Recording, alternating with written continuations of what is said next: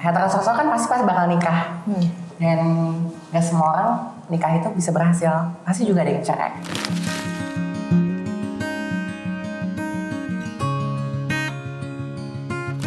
Nama gue Benjamin David, gue sekarang kerja di Wardrobe sebagai stylist. Hai, nama aku Una, kerjaan aku sekarang sebagai content creator dan juga aku sebagai pengusaha pengrajut UMKM yang ada di Bali, sama aku seorang fashion stylist. Hai, nama gue Arum, gue umur 21 tahun, sekarang gue kerjanya sebagai freelance sekaligus produser project kan gitu. Halo, gue Rafif, gue sekarang kerja sebagai manajemen trainee di digital advertising.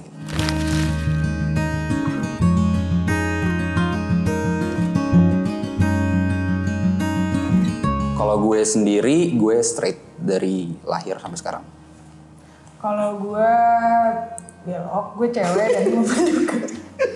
Kalau aku mendeskripsikan diri aku adalah aku seorang transpuan yang dulunya trans sebagai laki-laki dan sekarang aku I feel like I'm girl. Kalau gue non-binary, ini tergantung aja. Kayak lo mau nganggap gue perempuan, yaudah hayu gitu kan. Lo mau nganggap gue laki, ya udah gue laki gitu. Ketika kalian nge-define sexual orientation kalian itu, awal mulanya tuh kalian emang udah tertarik dari awal atau kayak baru belakang-belakangan? Kalau aku selalu merasa dari kecil ya, dari TK aku selalu merasa kalau misalnya aku tuh punya tubuh yang berbeda atau merasa kayak apakah gue cewek, ini dari TK ya, dari TK mulai SD sampai SMP. Dan pas makin kesini, makin mulai transisi SMA, gue meyakinkan diri gue tuh kalau gue tuh adalah cewek. Gue sempat punya mantan cowok juga dulu, sempat pacaran sama cowok, cuman sampai gue punya trauma juga sama cowok, ada ngeliat sekeliling gue ya, bukan karena diri gue. Akhirnya di situ gue memutuskan untuk kalau gue harus bisa ngejaga cewek dibandingkan cowok yang bisa ngejaga cewek. Kalau gue sebenarnya hampir sama sih sama kayak Una. Tapi perbedaannya adalah kalau gue tuh, kalau dia kan sampai untuk akhirnya kayak finally kayak gue berubah nih gitu. Kalau gitu masih sayang dengan diri gue gitu, maksudnya kayak rambut gue masih pendek kayak yaudah gue nggak masalah dengan pendek. Tapi maksud gue yang kayak gue menunjukkannya dengan cara gue dandan, penampilan gue tuh nggak ada gendernya.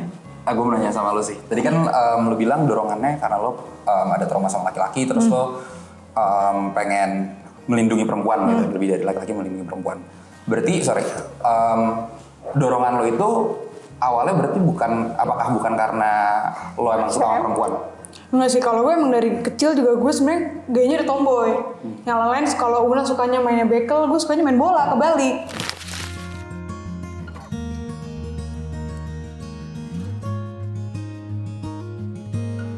Ya, balik lagi gue normal menurut gue karena selagi kita bersama orang-orang yang open minded gitu, jadi kayak ya udah lo gue gitu loh. Yang penting lo maksudnya kayak yang penting lo happy kan. Semua tujuan di hidup ini lo di dunia apa? Happy, bahagia kan? Menurut aku is totally 100% normal ya, karena ini perjalanan kita menjadi diri sendiri itu lumayan panjang ya, apalagi komunitas kayak kita LGBT itu berdamai dengan diri sendiri itu super panjang. Dan menurut aku itu adalah hal normal. Sama aja kayak gini, contoh aku transpuan. Transpuan ada juga wanita, ada juga laki-laki. Transpuan kan mohon maaf, contoh kecil di bidang pekerjaan. Transpuan juga ada yang jadi PSK, transpuan juga ada yang jadi model, transpuan juga ada yang jadi exactly like pengusaha, transpuan juga, dan laki-laki pun ada yang jadi mohon maaf PSK juga.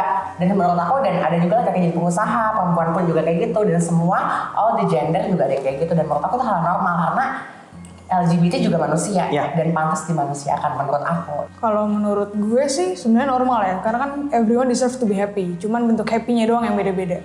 Ada orang happy yang emang lu sama cewek, cowok sama cewek, cewek sama cowok, cewek sama cewek, cowok sama cowok. Cuman kan balik lagi kayak tadi kata Benji, sebenarnya orang terlahir itu emang untuk bahagia. Ini sebelumnya mohon maaf ya, gue punya pandangan yang berbeda sendiri berarti di sini. Jadi It's okay, semua orang punya pandangan berbeda kok, punya opini berbeda, Okay, dan punya hak asasi berbeda.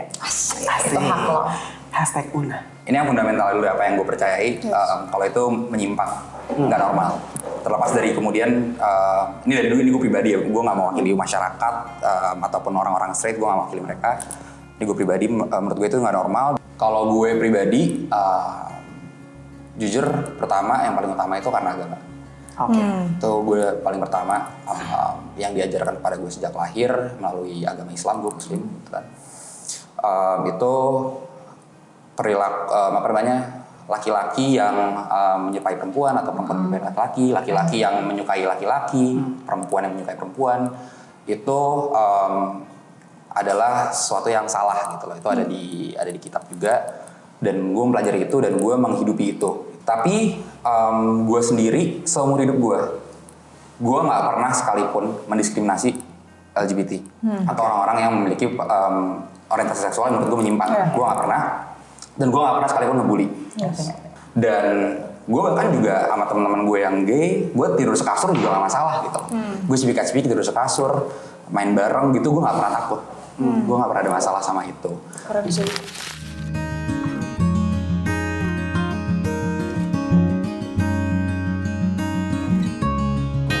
Kalau aku sih jujur, aku cuma punya 20% ketakutan di hidup aku sebagai transpuan, dan 80% aku bahagia menjadi transpuan. Karena totally, mungkin aku cerita dulu ya, di fase 20% itu, dulu aku pernah takut banget yang namanya proses aku berdamai dengan diri aku, proses dengan aku came out, proses aku dengan, karena aku kan selalu mikir ya pas di posisi itu 3 tahun lalu di umur aku 18 tahun, karena minoritas masyarakat Indonesia masih awam tentang transpuan, orang yang mengubah gender, orang yang ini LGBT nih, transpuan nih, bencong nih, waria nih, masih memandang seorang transpuan itu adalah orang jalanan nih, orang jalanan segala macam, kayak gitu segala macam.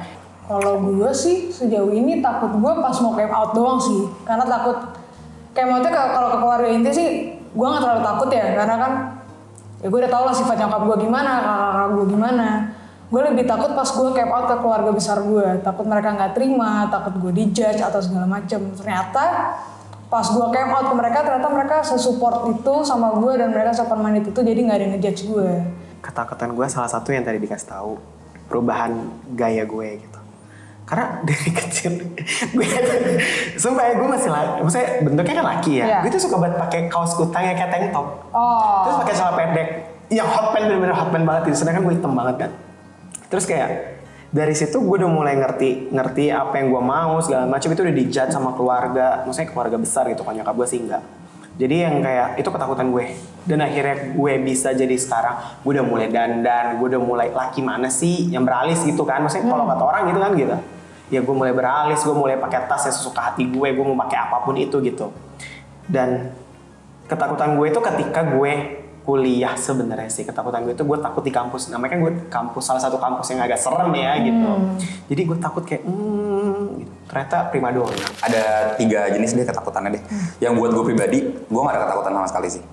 Saya dengan gue berada di lingkungan yang teman-teman gue banyak yang LGBT dan lain sebagainya, gue gak merasa itu mengancam orientasi gue sama sekali, enggak gitu loh. Kemudian kedua ketakutan selanjutnya ini adalah bukan ketakutan buat gue, tapi ketakutan yang pertama terhadap teman-teman LGBT, yang kedua itu terhadap masyarakat. Yang gue takutin terhadap teman LGBT adalah masyarakat ini kesampingin dulu perihal nerima atau nggak nerima, cuma memperlakukan teman-teman LGBT seperti apa, gitu loh. Nggak jarang pasti kan masyarakat itu, apalagi di Indonesia, yang ngelihat LGBT, ngelihat transpuan, ngelihat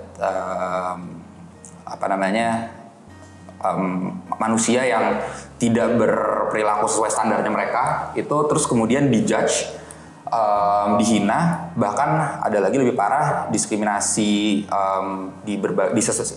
yang sistematis ataupun bahkan sakiti secara fisik. Gitu kan. Itu ketakutan yang gue miliki terhadap teman-teman LGBT, takut digituin gitu loh. Kenapa gue takut teman-teman LGBT digituin? Karena hal itu nggak akan membuat lebih baik kedua pihak, gitu loh.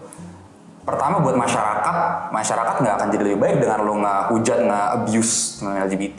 Dosa dapat. Dan kalau misalnya emang yang mereka inginkan adalah supaya teman-teman LGBT ini kembali ke kodratnya, ini kita ngomong bukan gue ya. Maksudnya masyarakat menginginkan teman-teman LGBT ini kembali ke kodratnya. Terus apakah caranya dengan lo memukulin mereka? Apakah caranya dengan lo menghina mereka? Enggak kan. Yang ada mereka akan makin jauh.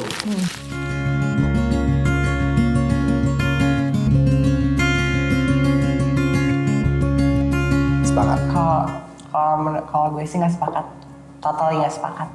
Karena sejujurnya heteroseksual itu adalah hubungan normal ya pada umumnya.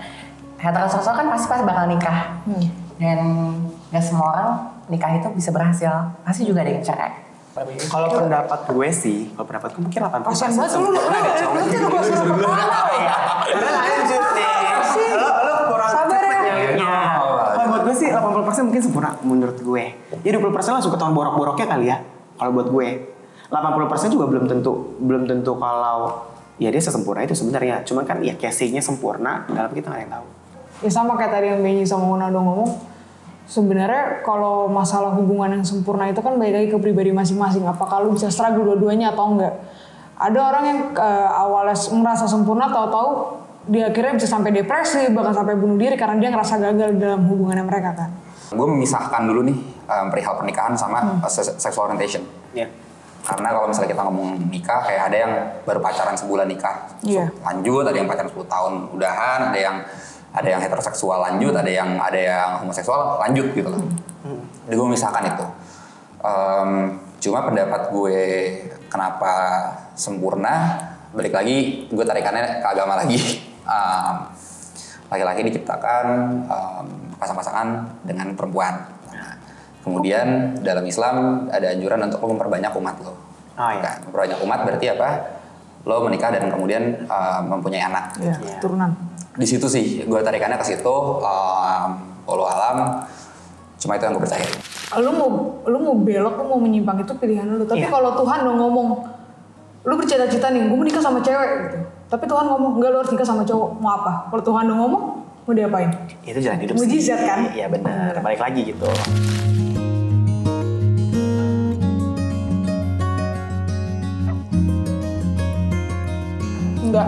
Enggak setuju. Coba apa? Banyak penyakit Enggak menular. setuju. Karena menurut gue, ya balik lagi orientasi seks itu kan pilihan hidup orang masing-masing. Dan menurut gue kalau orang bilang itu penyakit, menurut gue agak nggak make sense ya. Karena di kedokteran pun nggak ada penyakit orientasi seks tuh nggak ada menurut gue.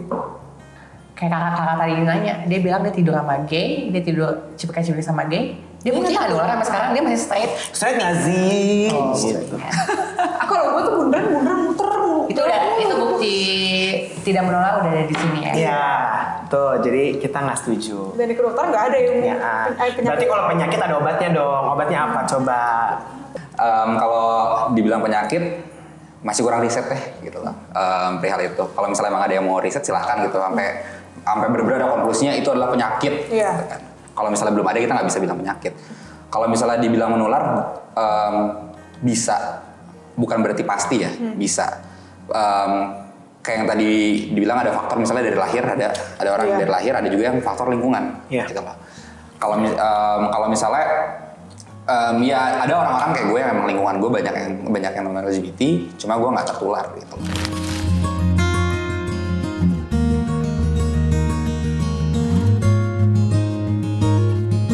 Iya. Setuju. Karena gue dari trauma kan. Ya, kalau gue setuju sih karena apalagi yang paling kalau gue jujur gue paling takutin sama anak-anak yang kena pelecehan seksual. Gue itu sangat takut ketika anak-anak itu harusnya bener, Jadi nggak benar. jadi nggak bener karena itu. Dan maksud gue yang kayak masih banyak orang yang belum paham cara menangani kasus kayak gitu. Ya elah cuma digituin doang gitu. Kita nggak tahu itu luka segede apa. Kita nggak tahu anak itu sesakit apa. Yang kayak gitu loh ketika masa kecil gitu loh. Kan gue nggak tahu karena banyak dari teman-teman gue juga yang dia itu awalnya diperkosa. Itu ngebentuk dia, ngebekas. Gimana dia akhirnya melenceng. Akhirnya dia menjadi seseorang yang berbeda. Dari kecil mungkin gue udah bentuknya kayak perempuan, tanpa hormon terapi pun gue kadang masa dibilang kayak ih cewek ini cuma rambut pendek gitu. Karena kan gue suka pakai dari dulu suka pakai baju cewek kan segala macem. Itu gue ada beberapa kali sih dilecehin sama keluarga sendiri. Cuman gue nggak bisa menyebut karena itu aib keluarga. Itu membuat gue trauma sampai sekarang. Dan itu lumayan mendukung gue untuk menjadi seperti ini. Tapi pada dasarnya basically sebelum gue dilecehkan gue emang udah seperti ini gitu. Cuman ada tambahan dan supportnya seperti itu. Tapi bukan berarti gue membenarkan kalau orang trauma itu harus belok. Harus belok, gue nggak membenarkan. Gue tidak membenarkan itu, karena gue balik lagi ke pilihan orang tadi. Karena trauma itu termasuk kayak takdir. Salah satu temen gue, dia trauma, akhirnya menjadi LGBT kayak gue. tapi dia malah mencurahkan ketraumaan dia itu ke ceweknya. Itu gue gak suka. Gue sepakat sih yang perihal trauma ini ya. Gue sepakat banget. Kenapa gitu? Lu sepakat? Kan kita bestie. Oh ya, bestie. Maksudnya kan juga concern yang dari tadi gue dari awal juga gue raise ya. Salah satu alasan kenapa gue mau duduk di sini itu karena gue ngerasa banyak masyarakat itu yang tidak bisa mengindahkan hubungan antar manusia gitu loh. Dan imbasnya salah satunya homofobia ini. Lo ngebully orang gitu loh. Misalnya let's say mungkin ada satu anak namanya A, dia laki-laki, cuma pas kelas 1 SD ini dia memang suka main-main kayak hal yang feminim gitu loh. Orang kan recall ya, anak kecil tuh recall gitu loh. Kayak lo kayak cewek lo main-mainan cewek gitu loh. Udah lo main sama cewek aja sana, jangan main sama cowok gitu loh. Hal kayak gitu kan itu mungkin bukan satu case yang besar, cuma bernumpuk gitu loh. Setiap harinya dia sekolah karena digituin sama teman-teman yang sejenisnya gitu, laki-laki, dia malah jadi takut untuk main sama laki-laki, dia larinya ke perempuan, dan kemudian itu membuat semacam trauma kayak kok laki-laki jahat ya, sementara teman-teman gue perempuan baik gitu. Dan itu kemudian melahirkan dia tuh menjadi lebih percaya diri ketika sama cewek. Dan itu nyata gitu loh. Baik keluarga gue, baik teman-teman gue gitu loh. Kalau misalnya lo tanya, pasti ada aja deh trauma mereka tuh pasti ada aja. Kayak dari kalian semua juga bilang ada gitu hal-hal yang dari lingkungan kalian yang ngejahatin kalian. Dan itu menurut gue nggak ada baik-baiknya sama sekali.